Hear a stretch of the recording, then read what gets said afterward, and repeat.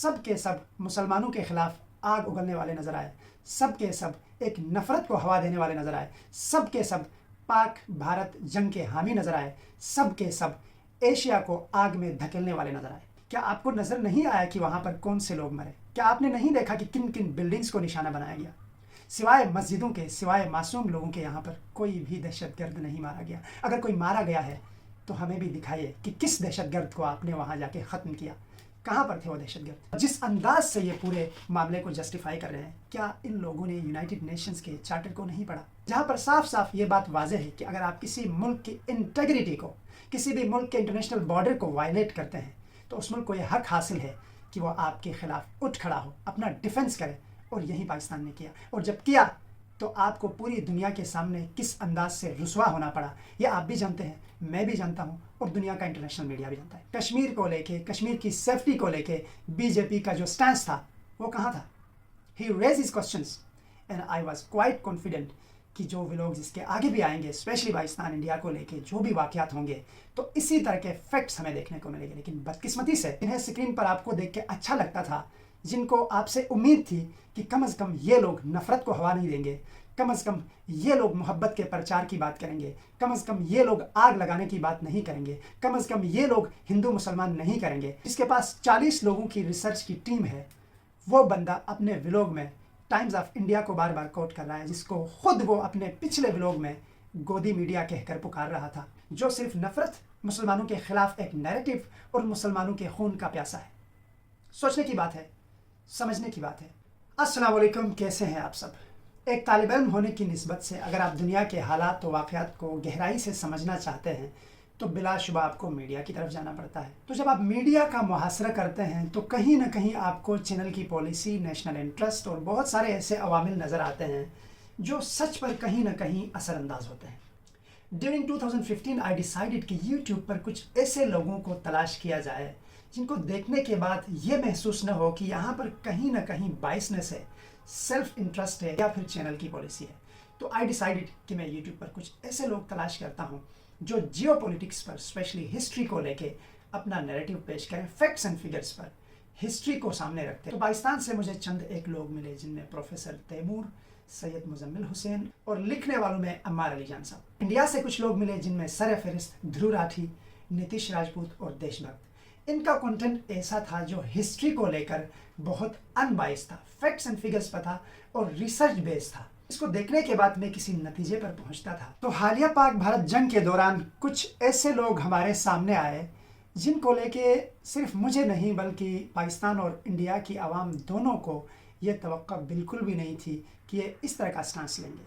بھلے وہ برکھا دت ہو، امیتابھ بچن ہو، یا پھر اکشے کمار، یا پھر دھرو راٹھی، نتیش راجپوت یا دیش بھکت، سب کے سب جنگ کے حامی نظر آئے، سب کے سب پاکستان کے خلاف ایک نیریٹو کو بلڈ اپ کرنے میں نظر آئے، سب کے سب مسلمانوں کے خلاف آگ اگلنے والے نظر آئے، سب کے سب ایک نفرت کو ہوا دینے والے نظر آئے، سب کے سب پاک بھارت جنگ کے حامی نظر آئے، سب کے سب ایشیا کو آگ میں دھکیلنے والے نظر آئے۔ یہ صرف میرے لیے نہیں بلکہ انڈیا اور پاکستان میں باشعور عوام کے لیے ایک افسوسناک بات تھی۔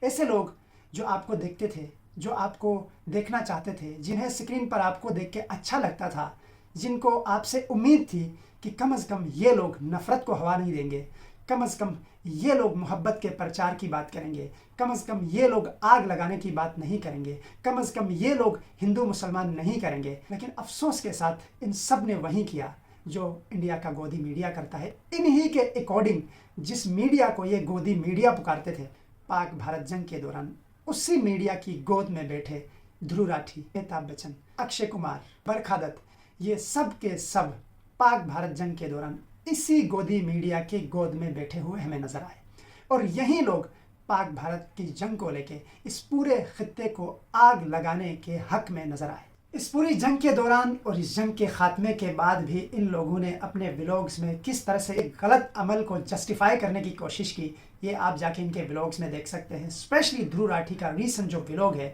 جن کی ایک بہت بڑی ویورشپ ہے پاکستان انڈیا دونوں میں، کس انداز سے انہوں نے کس طرح کے اسٹوپڈ وے سے اس پورے واقعے کو جسٹیفائی کرنے کی کوشش کی، اس پر सैयद मुजम्मिल हुसैन का बहुत कमाल का व्लॉग है। उसके बाद प्रोफेसर तैमूर ने भी उसको रिस्पॉन्ड किया है। बताने का मकसद ये है कि एक ऐसे अमल को जो सबसे पहले इंटरनेशनली आपको परमिशन नहीं देता है, उसके बाद आप किसी एक मुल्क की इंटेग्रिटी को, उसके इंटरनेशनल बॉर्डर को क्रॉस करके उस कंट्री के अंदर जाते हैं, उसके बाद आप जस्टिफाई करते हैं कि यहाँ पर तो दहशतगर्द थे, हमने दहशतगर्दों को मार दिया, हमने यहाँ पर दहशतगर्दों के ठिकानों को निशाना बनाया, तो कहीं पर भी हमें कोई एविडेंस नज़र नहीं आया। अब इस तनाजुर में हम इंटरनेशनल लॉ को देखते हैं कि इंटरनेशनल लॉ इस बारे में क्या कहता है। और ये लोग जिन्होंने ये अपने व्लॉग्स बनाए, जिन्होंने इस पूरे वाक़े को इनकाउंटर किया, क्या उन्होंने यूनाइटेड नेशंस के इस आर्टिकल को नहीं देखा?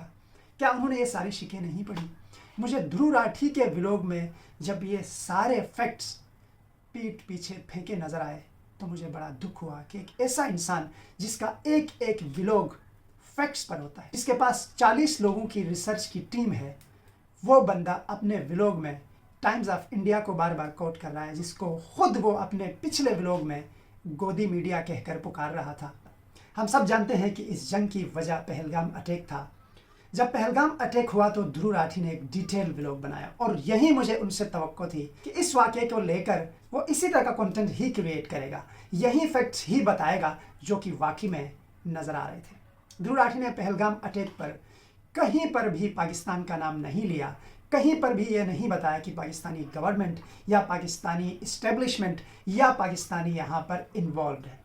फैक्ट्स पर ये पूरा व्लॉग बनाया और बारहा ये बात बताते रहे कि एक ऐसी जगह है जहाँ पर इंटरनेशनल टूरिस्ट आते हैं, जो इंटरनेशनल डेस्टिनेशन है, वहाँ पर सिक्योरिटी कोलैप्स कैसे कर गई, ये फेलियर क्यों हुआ, आखिर हमारी सिक्योरिटी फोर्सेस कहाँ थी, बीजेपी कहाँ थी, बीजेपी का नैरेटिव कहाँ था, कश्मीर को लेके, कश्मीर की सेफ्टी को लेके बीजेपी का जो स्टैंस था वो कहाँ था।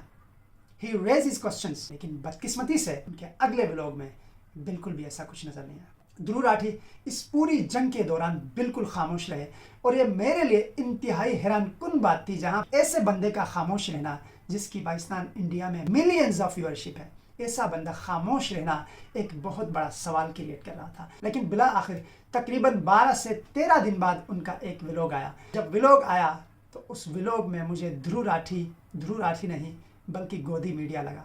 मुझे वो मीडिया लगा जिस मीडिया के खिलाफ वो अपने हर व्लॉग में बोलते थे कि ये गोदी मीडिया है, ये मोदी के स्टैंड को लेके, ये मोदी की आइडियोलॉजी को लेके, ये आरएसएस और बीजेपी की आइडियोलॉजी को लेके आते हैं। ये कोई मीडिया हाउसेस नहीं है, ये नफरत को हवा देने वाले ग्रुप्स हैं जिनको बिल्कुल भी ना देखा जाए, जिनका बिल्कुल भी यकीन ना किया जाए। लेकिन बदकिस्मती से पाकिस्तान को लेके जब उनका व्लॉग आया तो इसी गोदी मीडिया की गोद में बैठे ध्रुव राठी मुझे नजर आए।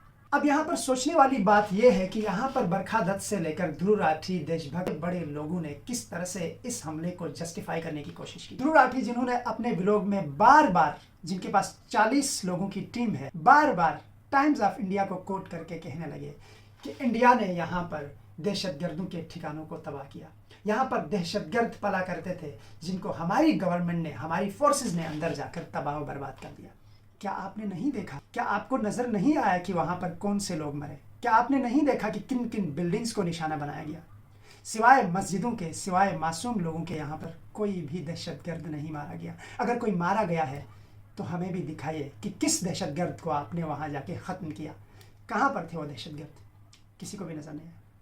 इसके अलावा जिस अंदाज से ये पूरे मामले को जस्टिफाई कर रहे हैं, क्या इन लोगों ने यूनाइटेड नेशंस के चार्टर को नहीं पढ़ा, जहाँ पर साफ साफ ये बात वाज़ेह है कि अगर आप किसी मुल्क की इंटेग्रिटी को, किसी भी मुल्क के इंटरनेशनल बॉर्डर को वायलेट करते हैं तो उस मुल्क को ये हक हासिल है कि वो आपके खिलाफ उठ खड़ा हो, अपना डिफेंस करे।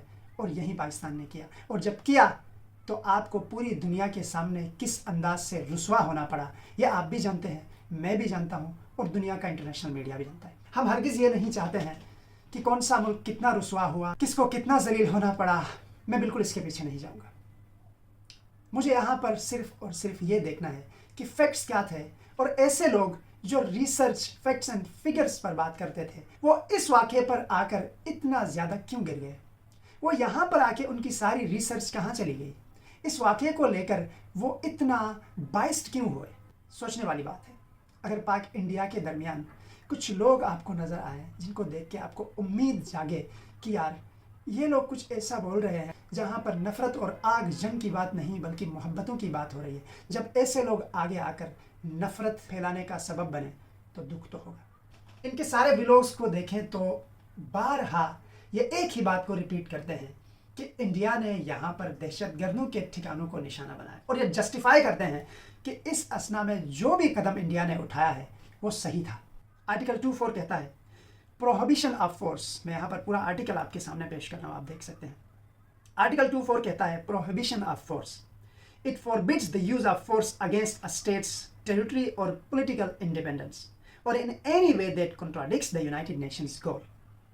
پوائنٹ نمبر 2 کہتا ہے respect for sovereignty. It underscores the need for all United Nations members to respect the sovereignty, territorial integrity, and political independence of other nations.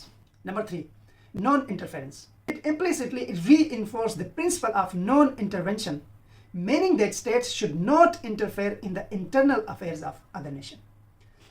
تو اب آپ مجھے بتائیں دھرو راٹھی، جہاں پر آپ کے پاس 40 لوگوں کی ریسرچ ٹیم ہے، کیا انہوں نے آپ کو نہیں بتایا کہ اس پورے واقعے پر یونائٹڈ نیشنز کا چارٹر کیا کہتا ہے؟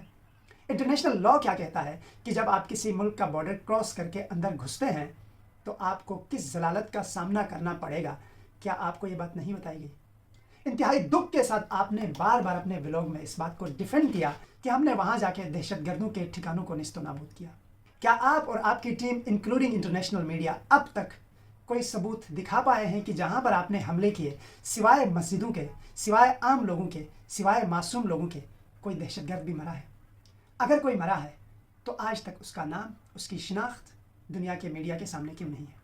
اگر نہیں آئی ہے تو کیا آپ اس بات کو ابھی مانیں گے کہ آپ نے ایک ملک کی سوورنٹی کو، اس کے انٹرنیشنل بارڈر کی وائلیشن کی ہے، یونائٹڈ نیشن کے چارٹر کی دھجیاں اڑائی ہے؟ کیا آپ اس بات کو ایڈمٹ نہیں کریں گے؟ آپ نے اپنے پورے ولاگ میں انڈیا میں معصوم جانوں کا ضیاع کا ذکر کیا، بہت اچھی بات ہے، میں اس بات سے بالکل ڈینائی نہیں کرتا۔ کیا آپ نے پاکستان والی سائٹ کا ذکر کیا؟ یہاں پر کتنے معصوم لوگ مرے، کتنی عورتیں مری، کیا ایک کا بھی ذکر آپ کے ولاگ میں تھا؟